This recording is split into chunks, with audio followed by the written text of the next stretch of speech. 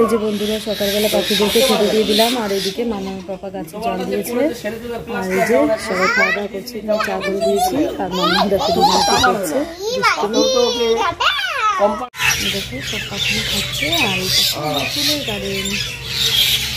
যে বন্ধুরা সকাল সকাল করে নিলাম গরম গরম খিচুড়ি, আর তার সঙ্গে বেগুন ভাজা। এখন এই খিচুড়িটা দিয়ে আসতে যাব শ্বশুর বাড়িতে। তা মাম্মামকে দেখলাম এখানে দাঁড়াতে, তা এখন দেখছি নেই। তাহলে চলো বন্ধুরা শ্বশুর বাড়ি আগে খিচুড়িটা দিয়ে আসি, তারপরে এসে আমরা খাবো। এই যে আজকে করেছি এই প্রেশার কুকারে খিচুড়ি। তাহলে চলো খিচুড়িটা আগে দিয়ে আসি। আমরা সবাই মিলে খিচুড়ি খেতে বসেছি, আর আমাদের বাড়ি শিবানীও এসছে, তাই না? শিবানীরও খুব খিদে পেয়ে গেছে, ও সকাল থেকে কিছু খায়নি। অন্য দিন জানো তো বন্ধুরা খেতে বললে বলে খাবো না আন্টি, আমি খেয়েছি, আজকে খিদে পেয়েছে। হ্যাঁ, আমার মাম্মামের ফ্রেন্ড।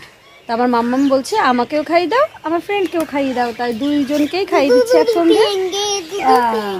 এই দেখো আমার সোনামণি দুষ্টুমি করছে, বলছে খাবো না খাবো না। খাও, শিবানী তো লক্ষ্মী মেয়ে, তাই না? আজকে করেছি সকালবেলা সবজি দিয়ে খিচুড়ি, আর বেগুন ভাজা করেছিলাম, কিন্তু খিচুড়ির মধ্যে অর্ধেকটা বেগুন দিয়েছি আর অর্ধেকটা ভাজা করেছি, 4-5 পিস হয়েছে বেগুন ভাজা। তো চলো জমিয়ে খাওয়া দাওয়া হচ্ছে, আর সঙ্গে আমি তেঁতুলের চাটনি নিয়ে নিয়েছি, মাই ফেভারিট। দেখো কি মজা করছে।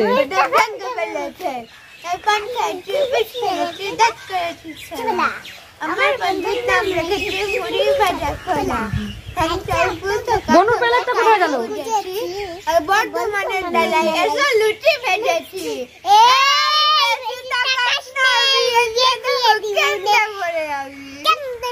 বন্ধুরা মিনিকে দুধ ভাত মাখিয়ে দিয়েছি, এই দেখো কি সুন্দর খাচ্ছে চুপচুপ করে। খা,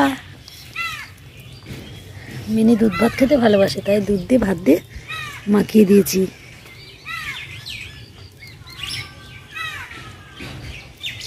খা, মিনি খাই দুধ ভাত চুকুক চুকুক করে। সব খেয়ে নিবি কিন্তু, একটিও যেন না থাকে, সবটা দুধ ভাত খেয়ে নিবি কিন্তু।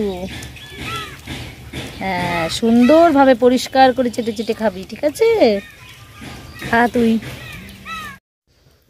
এই যে বন্ধুরা বসেছি একটা উনুন কাটতে, তাই এখন একটা প্লেট দিয়ে মেজারমেন্ট করে নিচ্ছি কতদূর কি করতে পারি। চলো দেখা যাক, কেননা ফার্স্ট টাইম আমি আজকে উনুন কাটতে বসেছি, আগে কখনো করিনি। চলো গর্তটা খুঁড়ে নিয়েছি, এই দেখো কতটা খুঁড়েছি, দেখতেই পাচ্ছ। বেশিটা আমি করতে পারিনি এখনো পর্যন্ত, কেননা এখানকার মাটি প্রচণ্ড শক্ত, যার কারণে আমি ভালো করে মাটি খুঁড়তে পারছি না, যেহেতু ছোট শাপল বড় শাপল নেই, যার কারণে। আর এখানটায় দেখতে পাচ্ছ অনেক ছোট ছোট কুচি কুচি খোয়া, যার কারণে আমি ভালো করে মাটিটা তুলতেও পারছি না, এঁটে রয়েছে একদমই। তা জানি না কেমন হবে উনুন, তা ভাবলাম তোমাদের সঙ্গেও শেয়ার করি, তোমরাও দেখতে পারবে।